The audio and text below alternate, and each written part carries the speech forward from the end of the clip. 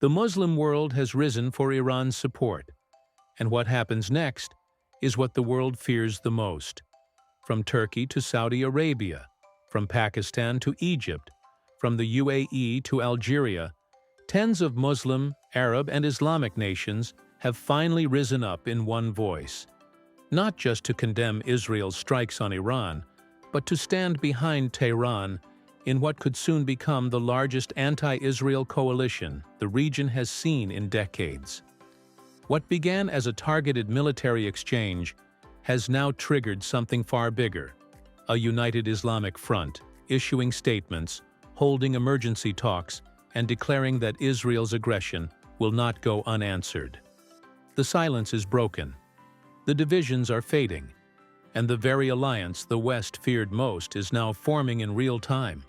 So the question that haunts every capital tonight is this: is this the beginning of a Middle East war that no one can control?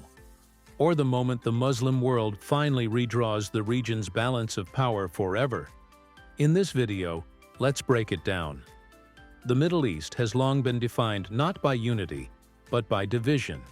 For generations, sectarian rivalries, nationalist ambitions, and Western interference fractured the region into opposing blocs: Sunni versus Shia, Arab versus Persian, monarchies versus republics, and over it all, the ever-present game between the US, Israel, and their allies. The result? A region where solidarity was rare, and where even shared outrage was often drowned in silence or strategic calculation.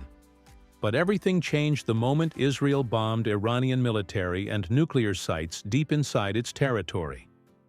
The strikes were surgical, but the impact was seismic. The world didn't just see missiles, it saw a sovereign Islamic nation attacked without warning. It didn't matter to many Arab governments that Iran had long been their geopolitical rival. What mattered was that Israel had now expanded the war into another Muslim nation. And for the first time in recent memory, the Muslim world responded in one voice.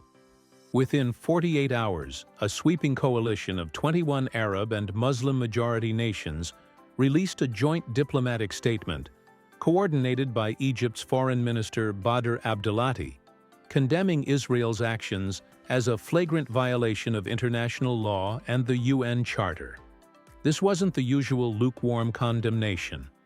It was a full-throated political rebuke, complete with calls for immediate de-escalation, respect for Iranian sovereignty, an end to all Israeli hostilities, and most critically, a peaceful resolution to disputes in line with international norms. The signatories included major regional players like Saudi Arabia, Egypt, Turkey, Pakistan, the UAE, and Iraq, but also smaller states like Mauritania, Djibouti, and Comoros. Together, they represented over 1 billion Muslims, spanning North Africa, the Arabian Peninsula, Central Asia, and Southeast Asia. This wasn't just a political coalition. It was a pan-Islamic awakening, a symbolic realignment in a region long trapped by disunity. The statement's tone was unmistakable. Israel has gone too far, and we won't stay silent anymore. And what made this moment especially significant was the shifting stance of countries that had, until recently, normalized ties with Israel. The United Arab Emirates, one of the key signatories of the Abraham Accords, joined the statement without hesitation. So did Bahrain, Sudan, and Egypt, all of whom had previously walked a diplomatic tightrope to maintain relationships with both Israel and their Muslim neighbors. Their inclusion marked a deep loss of regional legitimacy for Israel, a diplomatic isolation that even the most hawkish Israeli leaders could no longer ignore. At the center of this new wave of unity was the sense that Israel's assault on Iran wasn't just a provocation. It was a step too far, a violation of the unwritten rules that had kept the Middle East from boiling over into open multi-front war. Leaders across the region began framing the situation not as a Tehran issue, but as a Muslim issue. The idea that any Muslim country, regardless of sect, race, or ideology, could be targeted by a foreign power without consequence was no longer acceptable. Behind the scenes, this moment also reflected the growing frustration of Arab and Muslim leaders with the double standards of the West. Israel's earlier actions in impunity had already done the harm. For many leaders, the attack on Iran became the final straw, a red line that demanded action. Thus, what began as a crisis between two bitter enemies, Iran and Israel, has now ignited a coalition larger than either of them. This is no longer just a bilateral conflict. It's not even just a regional dispute. It's becoming a religious, political, and moral reckoning for the entire Islamic world.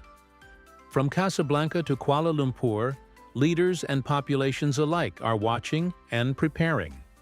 Because unity has arrived. And with it, the Middle East may never be the same again. Before we continue further, tell us, are you enjoying the video? If yes, please like and share the video and subscribe to our channel to watch more videos on the latest news stories on geopolitics, economics, and current affairs impacting your lives. Now, as the dust settled over Iranian cities still reeling from Israeli airstrikes, a political map began to redraw itself in real time, one that Washington and Tel Aviv did not expect. What was initially framed as a show of strength by Israel quickly began to look like a geopolitical disaster, as country after country across the Muslim world not only condemned the attacks, but declared open support for Iran. At the forefront was Turkey's President Recep Tayyip Erdogan.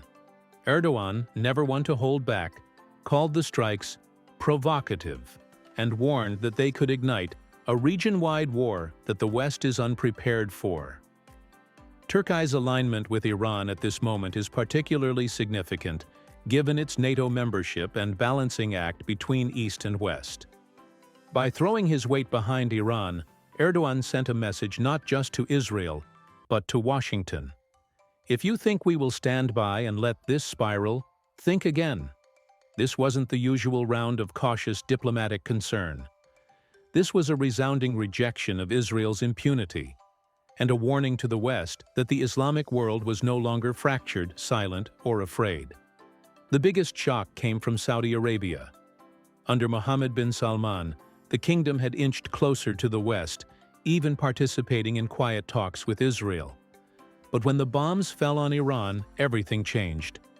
In a direct phone call to Iranian President Masoud Pezeshkian, MBS not only condemned the strikes, but offered public condolences and declared that the Islamic world is united in backing Iran. That wasn't just a statement, it was a diplomatic earthquake. For years, Riyadh and Tehran had been rivals on opposite ends of every proxy war in the region. Now, with one phone call, the tables turned. Saudi Arabia wasn't just neutral anymore. It was standing shoulder to shoulder with the very country it had once considered an existential threat. Pakistan's support followed swiftly. A country with a long history of complex regional politics and military ties, Islamabad declared that Iran had a right to self-defense under international law, and slammed Israel's attacks as reckless and a threat to Muslim unity. What makes Pakistan's stance particularly meaningful is its nuclear status. In the eyes of many observers, a nuclear-armed Muslim country siding with Iran shifts the strategic equation and may very well force the West to think twice before encouraging further Israeli escalation. Egypt's response was even more dramatic. Long seen as a regional stabilizer and one of Washington's strongest Arab allies, Egypt broke from its historically cautious diplomacy. Foreign Minister Badr Abdelati didn't just issue a generic statement. He led a coalition of 21 Arab and Islamic nations in a joint condemnation of Israel. Egypt's leadership in this moment revived its once dormant role as a voice of the Arab world and marked its strongest stand against Israel in years. Cairo, once a reluctant player, is now emerging as a diplomatic nerve center for the region's response to Israeli aggression. Further, the United Arab Emirates, another surprise defector, also weighed in.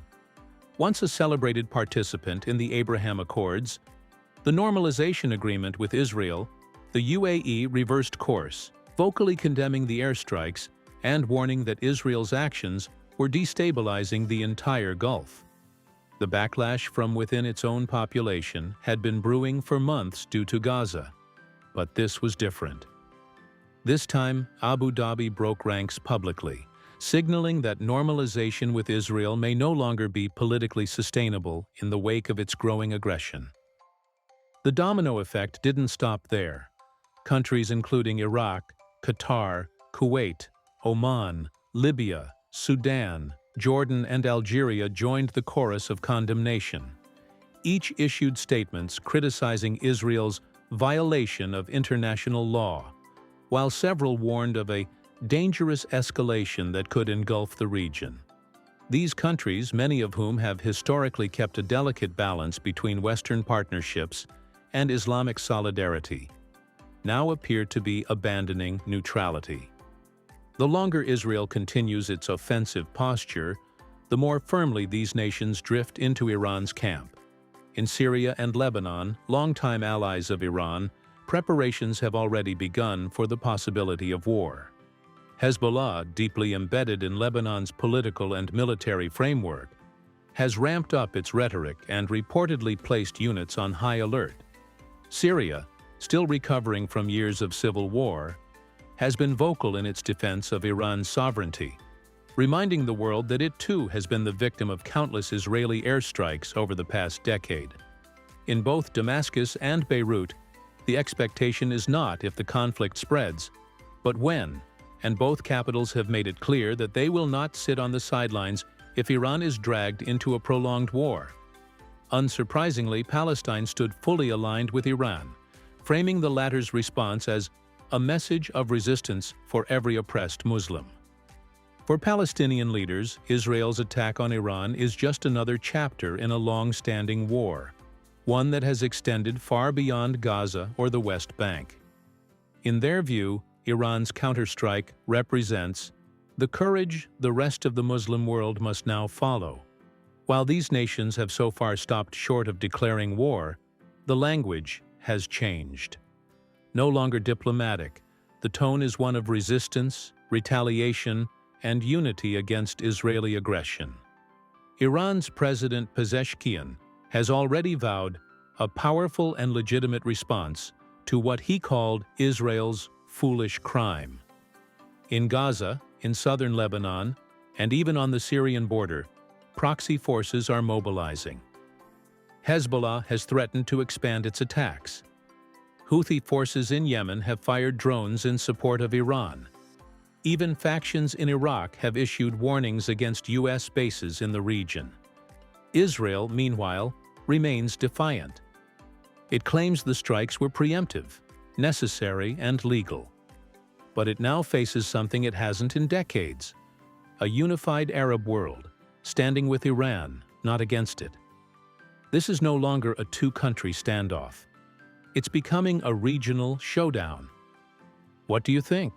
Is this the start of a united Muslim military front against Israel?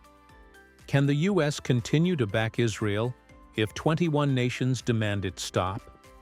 In the comment section below, share your thoughts on whether Israel is prepared for a war that's no longer with one nation, but a coalition of 20.